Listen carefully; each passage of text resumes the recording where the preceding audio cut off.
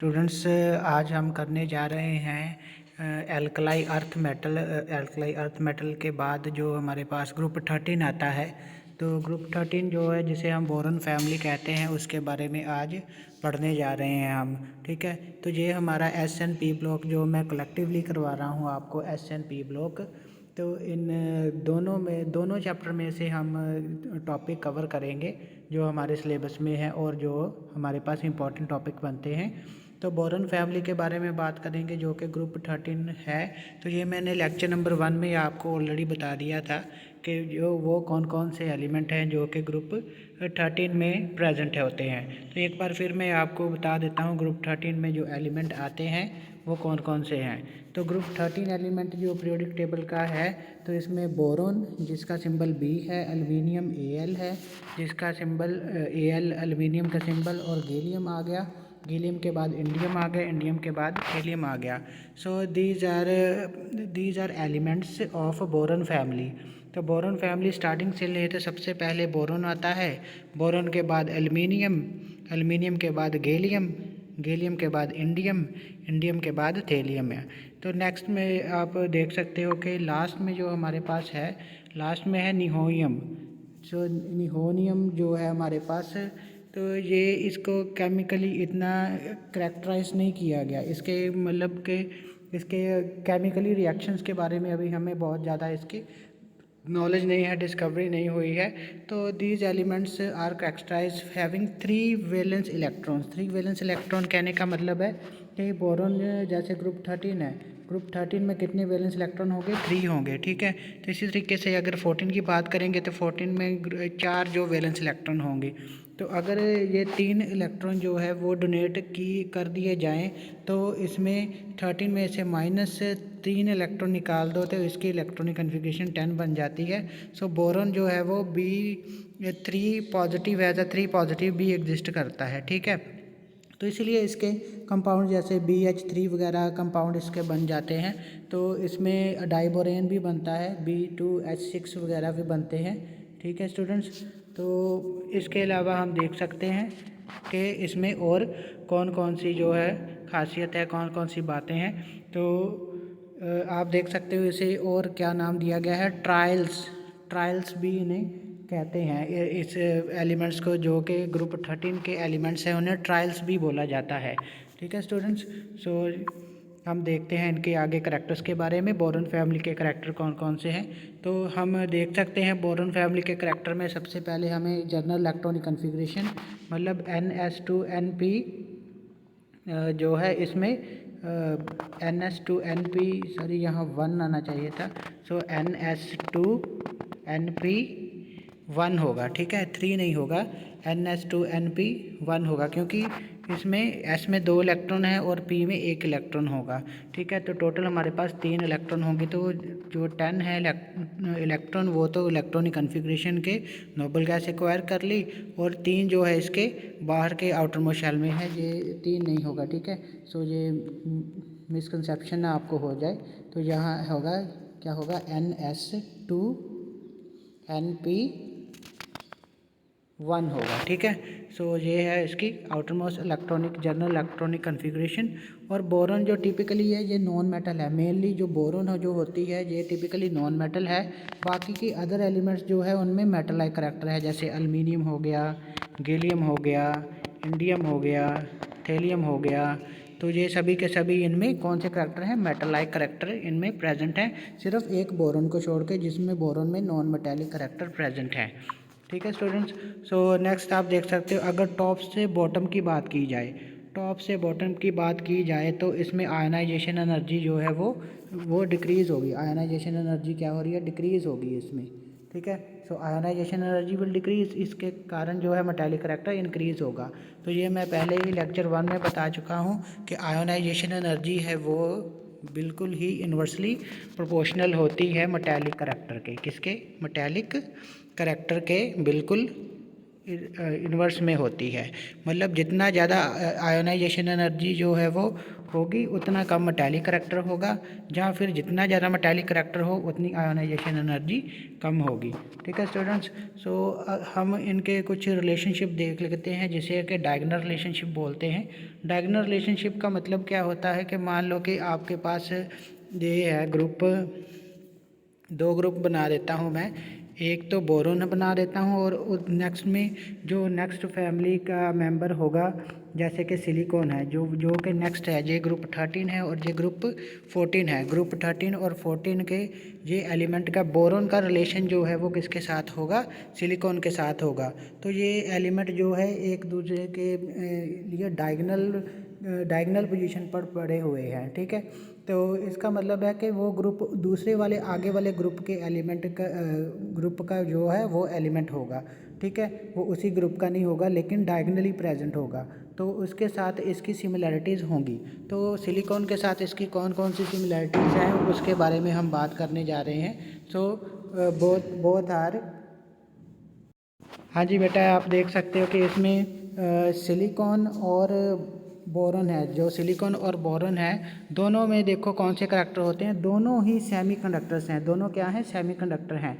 और दोनों में ये करैक्टर पाया जाता है, मेटलॉइड लाइक करैक्टर दोनों में पाया जाता है, सिलिकॉन और बोरॉन में। ये इसका डायगोनल रिलेशनशिप है। और इसमें देखो ये कोवलेंट कंपाउंड ही बनाते हैं, सिलिकॉन हो चाहे बोरॉन हो, दोनों कौन से कंपाउंड बनाएंगे, वो कोवलेंट कंपाउंड ही बनाएंगे। ठीक है, तो इसमें ये सिमिलैरिटीज़, डायगोनल रिलेशनशिप यही होता है कि आपकी सिमिलैरिटीज़ शो होती हैं। तो बोरॉन की जो सिमिलैरिटीज़ हैं वो सिलिकॉन के साथ जो है वो शो हो रही हैं। तो बोरॉन कंपाउंड जो है इसमें आप देख सकते हो, बोरॉन कंपाउंड है, they are electron deficient compound, they lack of complete octet. ये अपना ऑक्टेट इनका इनकम्प्लीट होता है। ऑक्टेट क्या होता है इसका, इनकम्प्लीट होता है। इसमें जो कंपाउंड होते हैं, कंपाउंड का ऑक्टेट इनकम्प्लीट होता है। सो इसलिए they act as electron acceptor. क्या एक्ट करते हैं, एज इलेक्ट्रॉन एक्सेप्टर एक्ट करते हैं। इसलिए इन्हें लुईस एसिड बोला जाता है। इसीलिए इसके कंपाउंड को लुईस एसिड बोला जाता है क्योंकि ये इलेक्ट्रॉन एक्सेप्टर होते हैं। ठीक है, तो इसका एक बहुत ही इंपॉर्टेंट जो कंपाउंड है that is known as diborane. It is a simple hydride. Hydride क्या होता है, जब बोरॉन हाइड्रोजन के साथ रिएक्ट कर लेगी तो जो कंपाउंड हमारे पास बनेगा वो उसे बोलेंगे बोरॉन हाइड्राइड। उसे हम क्या बोलेंगे, बोरॉन हाइड्राइड बोलेंगे। ठीक है, सो बोरॉन हाइड्राइड जो है हमारे पास कंपाउंड बन जाते हैं।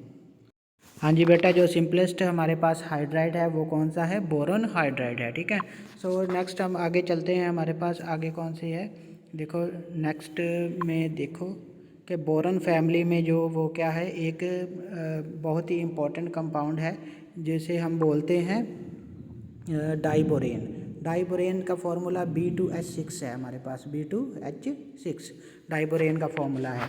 तो इसमें एक दो तरीके के बॉन्ड पाए जाते हैं डाइबोरेन की। जब मैं आगे आपको स्ट्रक्चर बताऊंगा तो आपको पता चल जाएगा कि डाइबोरेन में कैसी स्ट्रक्चर बनती है। ठीक है, तो उसमें दो तरीके के बॉन्ड बनते हैं हाइड्रोजन के साथ। एक तो ब्रिजिंग हाइड्रोजन होते हैं और दूसरा जो है वो टर्मिनल हाइड्रोजन होते हैं। और ब्रिजिंग हाइड्रोजन, टर्मिनल हाइड्रोजन कौन से होते हैं, जो वो मैं आपको आगे PPT में बताऊंगा।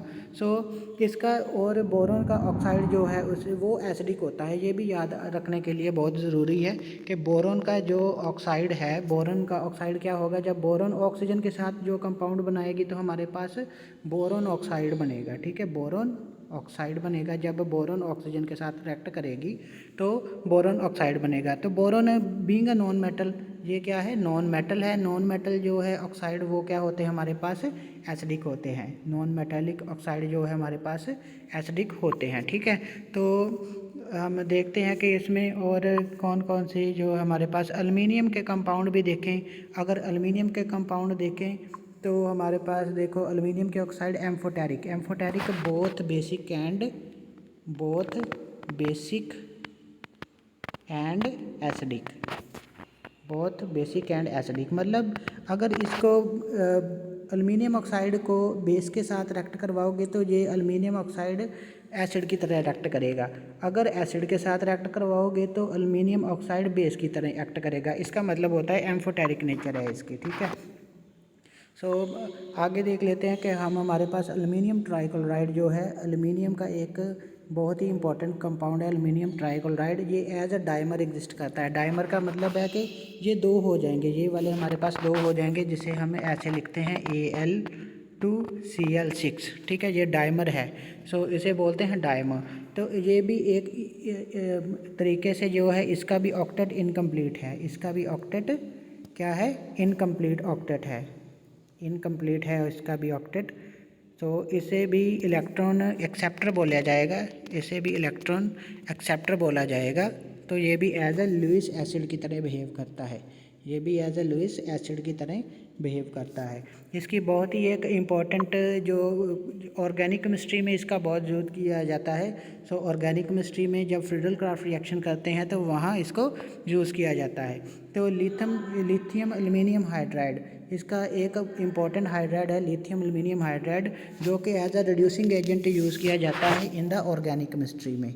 ठीक है, ऑर्गेनिक केमिस्ट्री में हम इसका as a reducing agent use करते हैं इसे। ठीक है स्टूडेंट्स। नेक्स्ट देख लेते हैं हमारे पास जो है बोरॉन की। हमारे पास डाइबोरेन जिसे बोलते हैं, डाइबोरेन की स्ट्रक्चर आ गई। तो डाइबोरेन में जो मैंने आपको पहले ही बताया था कि इसमें डाइबोरेन का फॉर्मूला अगर आपको पता हो ऑलरेडी, कि 2 बोरॉन होती हैं और 6 हाइड्रोजन होते हैं। 1 2 3 4 5 6 हाइड्रोजन बन गए, और 2 बोरॉन हैं इसमें और 6 हाइड्रोजन बन गए। ठीक है, तो इसमें हम देख लेते हैं कि जो बीच वाले हाइड्रोजन्स हैं, जो ये वाले हमारे पास हाइड्रोजन है, these hydrogen are called bridging hydrogen.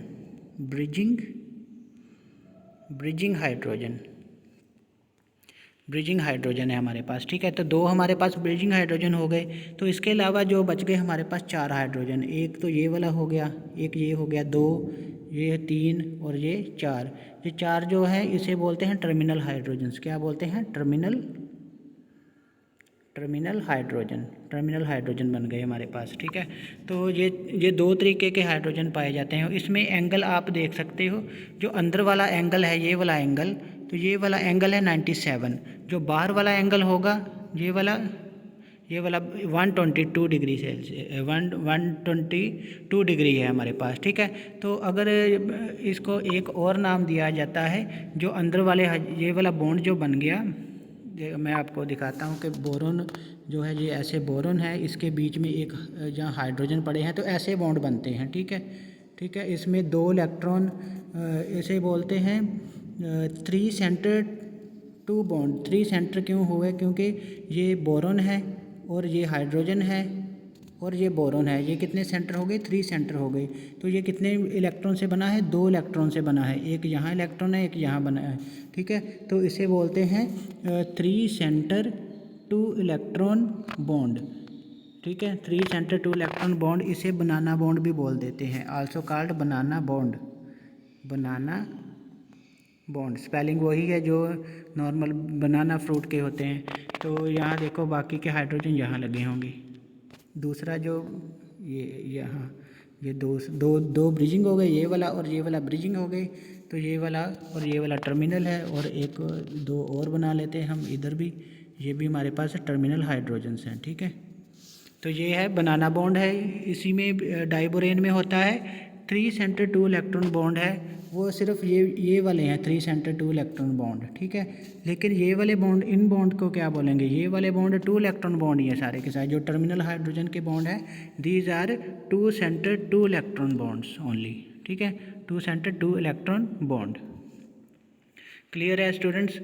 Next हम देखते हैं कि हमारे पास कुछ इसके फीचर्स भी लिखे हुए हैं, आप पढ़ सकते हो। ठीक है, तो नेक्स्ट हम चलते हैं इसमें आगे की। बोराजोल ये भी एक बहुत ही इंपॉर्टेंट कंपाउंड है। बोराजोल को हम और भी लैंग्वेज यूज़ की जाती है, इसका नेम और भी यूज़ किया जाता है बोराजाइन, जो इसे हम इनऑर्गेनिक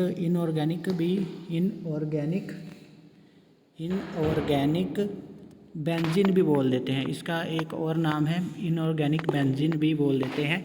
इनऑर्गेनिक बेंजीन का क्या मतलब है? कि इसमें बेंजीन जैसी स्ट्रक्चर है, आपको दिखाई दे रही है कि बिल्कुल बेंजीन की तरह स्ट्रक्चर है, लेकिन अल्टरनेट पोजीशन पर बोरॉन लगी हुई है, यहाँ नाइट्रोजन लगी है, यहाँ बोरॉन, यहाँ नाइट्रोजन है, या फिर बोरॉन है, यहाँ फिर नाइट्रोजन है। तो इस तरीके से अल्टरनेट पोजीशन पे बोरॉन एंड नाइट्रोजन एक साइक्लिक स्ट्रक्चर बनाया हुआ है, तो इसलिए हमें इसे इनऑर्गेनिक बेंजीन भी बोल देते हैं, ठीक है। तो this compound is also called inorganic benzene, ठीक है। बोराजोल भी बोल देते हैं, इसमें 3 डबल बॉन्ड्स भी प्रेजेंट हैं, ठीक है। नाइट्रोजन एंड बोरॉन के बीच ये डबल बॉन्ड प्रेजेंट है, ठीक है। फिर सिंगल बॉन्ड है, फिर डबल बॉन्ड है, फिर सिंगल बॉन्ड है, फिर डबल बॉन्ड है। इसका मतलब है कि ये ऐसी स्ट्रक्चर है जैसी कि बोरॉन में प्रेजेंट होती है, इसीलिए इसको इनऑर्गेनिक बेंजीन भी बोला जाता है, ठीक है स्टूडेंट्स। सो हम आगे देखते हैं कि इसके कुछ करैक्टर हैं बोरॉन के। बोरॉन के देखो करैक्टर कौन कौन से हैं। This is colourless gas. Boranes जो होते हैं they are colourless. Boranes are volatile liquid और सॉलिड्स, ठीक है। जो हायर बोरेन्स होते हैं, बोरेन मतलब कि जिनमें बोरेन की क्वांटिटी ज़्यादा हो उसे बोलते हैं हायर बोरेन्स, जिसमें बोरेन की क्वांटिटी कम हो उसे बोलते हैं लोअर बोरेन्स। लोअर बोरेन्स कलरलेस गैसेस होती हैं, लेकिन जो हायर बोरेन्स है वो वोलेटाइल लिक्विड होते हैं या सॉलिड होते हैं। वोलेटाइल का मतलब क्या है? वोलेटाइल का मतलब है कि थोड़ा सा हीट करोगे तो उनके वेपर बन जाएंगे। तो कुछ ऐसे भी कंपाउंड होते हैं जिन्हें हीट भी नहीं करना पड़ता, लेकिन वो रूम टेम्परेचर पे ही वो अपने वेपर बनाना शुरू कर देते हैं। फॉर एग्जांपल आपको अगर सैनिटाइज़र का पता हो या फिर रबिंग अल्कोहल के बारे में पता हो, तो उनको जब हाथ पे रखते हैं तो उनके वेपर बन जाते हैं। हम उन्हें हीट नहीं करते, वो हमारी बॉडी की हीट लेकर वेपर फेस में चेंज हो जाते हैं, ठीक है स्टूडेंट्स। सो नेक्स्ट आप देख सकते हो दे गो स्पॉन्टेनियस कंबशन। स्पॉन्टेनियस कंबशन का क्या मतलब है? अगर इनको एयर में रखेंगे तो ये अपने आप ही ये किस में चेंज होएगा? बोरॉन जो है ऑक्सीजन के साथ रिएक्ट करके वो बिल्कुल क्या बना देगा? B2O3 बोरॉन का ऑक्साइड बना देगा, जिसके कारण उसमें से रिएक्शन में से हीट भी निकलेगी। सो ये है एक डाइबोरेन की रिएक्शन जो है ऑक्सीजन के साथ कैसे करता है, और क्या बनते हैं हमारे पास? बोरॉन का ऑक्साइड बनता है, ठीक है। सो नेक्स्ट जो रिएक्शन है इसकी इंपॉर्टेंट है, जो वो क्या है? डाइबोरेन जो है मेटल हाइड्राइड। जो मेटल हाइड्राइड उनके साथ जो डाइबोरेन है, ये है डाइबोरेन। जो मेटल हाइड्राइड MH है, इसके साथ जो रिएक्ट करके मेटल बोरोहाइड्राइड बनाते हैं, ठीक है, M पॉजिटिव।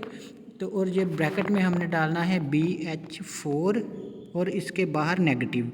तो ये इस तरीके के हमारे पास जो है ये M जो है वो हमारे पास लिथियम भी हो सकता है, सोडियम भी हो सकता है, ठीक है। तो ऐसे तरीके के जो मेटाबोरोहाइड्राइड कंपाउंड बनाते हैं हमारे पास, ठीक है स्टूडेंट्स।